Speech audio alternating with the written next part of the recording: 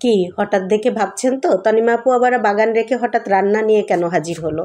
আসলে এখন থেকে ভাবছি শুধু বাগান না, বাগানের সংগ্রহ করা কিছু সবজির রান্নাও আপনাদেরকে দেখাবো।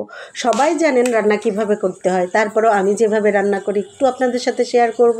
ভালো লাগবে আমারও, হয়তো ভালো লাগবে আপনাদেরও। এই যে চলে আসলাম, লতিগুলো সব ওই যে আগের দিনে সেই লতি শুকিয়ে গিয়েছিল, ছাদে তুলে রেখে এসেছিল, ওই লতিগুলো কেটে বেছে সব নিয়ে আসলাম।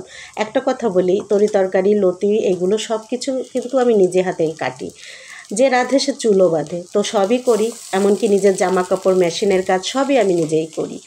যাই হোক, চলে আসলাম। আমি এই যে ছোট ছোট চিংড়ি মাছ দিয়ে রান্না করব, কারণ বড় চিংড়িও আছে, একটু বড়, খুব বড় না, কিন্তু বড় চিংড়ির থেকে আমার মনে হয় লতিটা ছোট চিংড়ি দিয়ে বেশি মজা লাগে।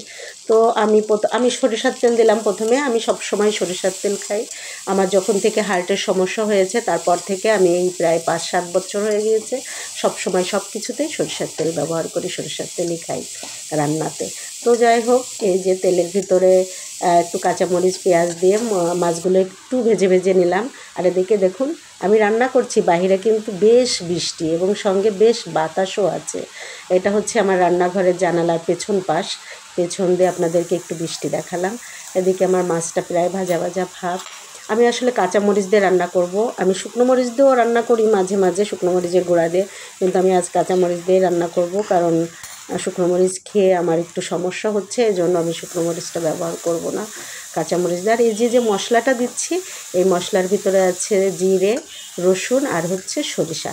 ভালো কথা, আপনাদেরকে আর একটা কথা বলা হয়নি, এখানে কাঁচামরিচটা কিন্তু আমার ছাদ বাগানের। আর এই যে সরিষা বাটা দিলাম বললাম জিরের সঙ্গে রসুনের সঙ্গে, এটাও কিন্তু আমার ছাদ বাগানে শীতের সময় হয়েছিল, সেটাই সংগ্রহ করে রেখে সারা বছর খাচ্ছি। সামনে শীত আসছে, আশা করি আবারও লাগাবো। আল্লাহ যদি ভালো মতো দেন তাহলে আগামী বছরের জন্য রেখে দেবো এভাবেই। তো আমার মনে হয় সরিষা দিয়ে একটা লাগালে সরিষার শাক খাওয়া যায়। হলুদ ফুলটা দেখতে চমৎকার লাগে, হলুদ ফুলটা দেখতে ভালো লাগবে, তারপরে আবার সরিষাটা সারা বছর একটু একটু করে খাওয়াও যাবে। তো যাই হোক, লতিগুলো দিয়ে দিলাম। প্রথমে অল্প করে দিয়েছিলাম, ভেবেছিলাম অনেক বেশি হয়ে যাবে, এতগুলো দিব না। পরে ভাবলাম না, সবগুলোই দিয়ে দিই, কাঁটাটা রেখে দিলে নষ্ট হবে। বরং আমি আমার পাশে, যেহেতু আমার আম্মুর বাসা, আম্মুর বাসায় একটু পাঠিয়ে দেবো রান্না জিনিস। আমার ছোটো ভাইয়ের বউ আছে, ও খুশি হবে পেয়ে। তো এই কারণে আমি সবটুকুই দিয়ে দিয়েছি। আর আমি কিন্তু খুব অল্প পানি দিয়ে, এইটুকুই পানি দিয়েছি। এই পানি দিয়ে আস্তে আস্তে টিপটিপে জাল করে এই যে আমি রান্নাটা শেষ করলাম। আর রান্নার লতিগুলো না, যে কোনো সবজি না গলে যাবে, কিন্তু কালারটা সবুজ থাকবে, তাহলে সেই তরকারি সেই সবজি খেতে বেশি ভালো লাগে। আর এই যে লেবুটা দেখছেন, এটাও কিন্তু আমার ছাদ বাগানের। এই লেবুটা অনেক ঘ্রাণ, অনেক মজা, বেশ কচুরলতির সাথে লেবু বেশ মজা লাগে। কিন্তু কে কে খাবেন চলে আসুন তাড়াতাড়ি।